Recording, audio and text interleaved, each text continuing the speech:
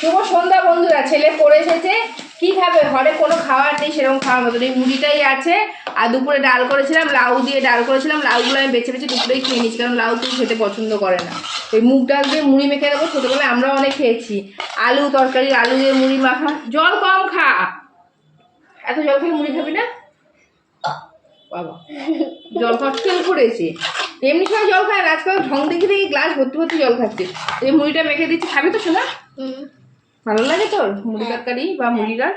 ও খুব মুড়ি খেতে ভালোবাসে, তরকারি দিয়ে ডাল দিয়ে সন্ধ্যেবেলায় দুপুরে তরকারি একটু থাকলে মেখে দিলে ভালো খায়। আর কি খাবে বলো তো বাচ্চারা? চাউমিন ম্যাগি এই ছাড়া আর কিছু নেই যেন।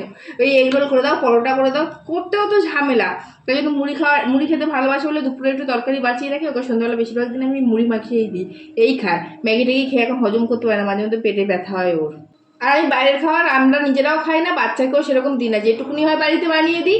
আর না হলে না পারলে মুড়ি খা বাবা, জল দিয়ে ভিজিয়ে মুড়ি খা, তাহলে শরীর ভালো থাকে। বাইরে যা দিনকাল পড়েছে এখন, দেখি তো খবরে শুনি বা ফোনে দেখি, যা তেলে ভাজাভুজি করে বা এ করেন, ওই সব আমার একদম পছন্দ না। ওই জন্য আমরাও খাই না, বাচ্চাকেও খাওয়াই না।